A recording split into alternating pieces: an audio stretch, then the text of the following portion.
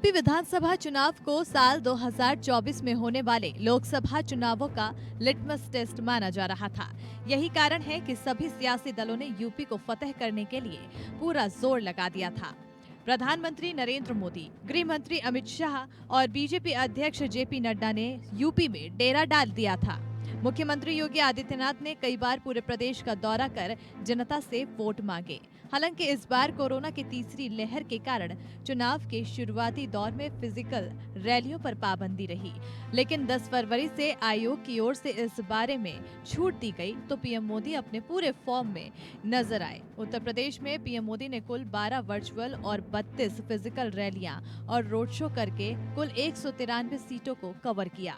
प्रधानमंत्री ने अपने चुनाव प्रचार के दौरान परिवारवाद और नकली समाजवादी जैसे शब्दों से मुख्य प्रतिद्वंदी समाजवादी पार्टी पर निशाना साधा।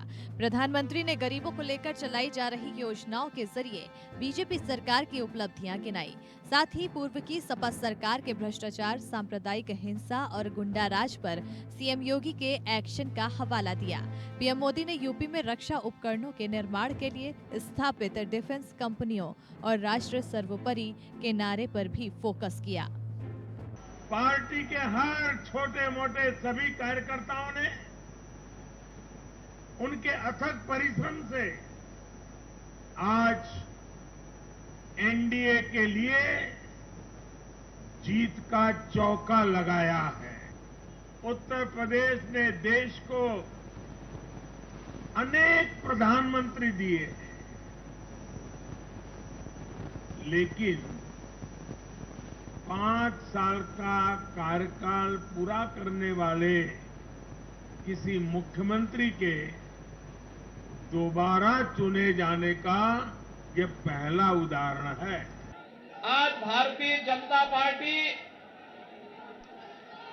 और भारतीय जनता पार्टी के सहयोगी दल, अपना दल एस और निषाद राज पार्टी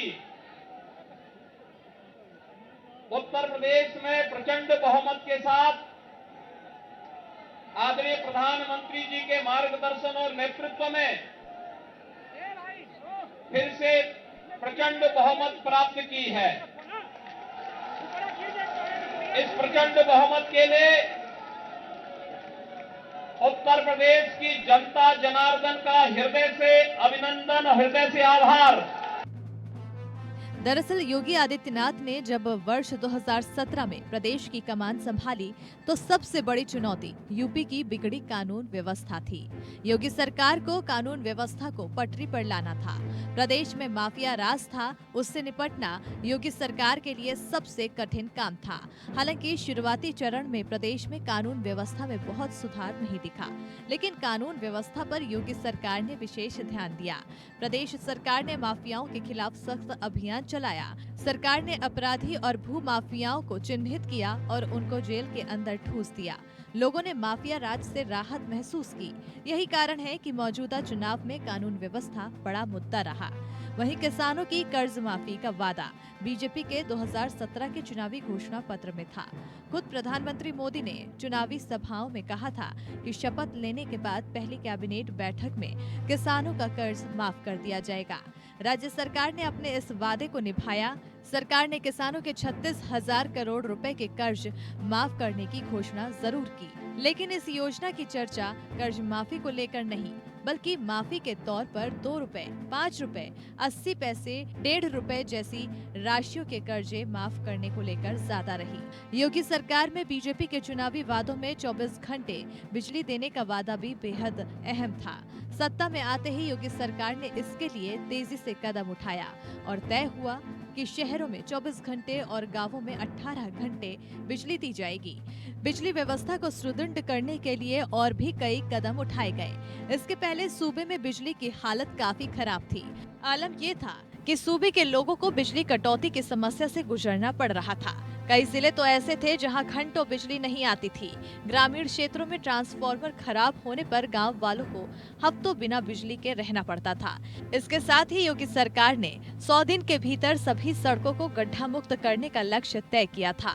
हालांकि राज्य सरकार का दावा था कि उसने पहले 100 दिन का, फिर 6 महीने का और उसके बाद 1 साल का जो एजेंडा तय किया था उसे काफी हद तक पूरा किया है।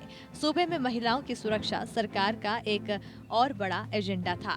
इसके तहत एंटी रोमियो स्क्वाड को सरकार ने सख्ती से लागू किया। हालांकि इसके संचालन में कुछ सवाल भी उठाए गए। ये कहा गया कि एंटी रोमियो स्क्वाड के नाम पर युवक और युवतियों को जगह जगह परेशान किया जा रहा है। बाद में सरकार ने एंटी रोमियो स्क्वाड को एक नई योजना और नई तैयारी के साथ दोबारा लागू किया। इसका असर ये रहा कि तमाम महिला कॉलेजों या स्कूलों के सामने उपद्रवी गायब हो गए। 2022 विधानसभा की जीत ने यह सुनिश्चित किया कि महिला सुरक्षा पर सरकार द्वारा उठाए गए कदम सही हैं। यूपी में अवैध बूचड़खानों को बंद करना योगी सरकार के हित में रहा। यूपी में योगी सरकार बनते ही राजधानी लखनऊ समेत तमाम जगहों पर बूचड़खानों पर छापे पड़े और अवैध तरीके से बूचड़खाने और मांस की दुकानें बंद कराई गई। सरकार की इस कार्रवाई के बाद मीट कारोबारियों की हड़ताल भी हुई, लेकिन सरकार अपने फैसले पर अडिग थी। सरकार ने अपने स्टैंड को साफ कर दिया कि बूचड़खानों पर सुप्रीम कोर्ट और एनजीटी के फैसलों को लागू किया जाएगा। बता दें कि विधानसभा चुनाव में ये बीजेपी का बड़ा चुनावी वादा भी था। सरकार की गरीबों के लिए मुफ्त राशन योजना ने भी बीजेपी को जीत दिलाने में अहम भूमिका निभाई। Bureau report, APN।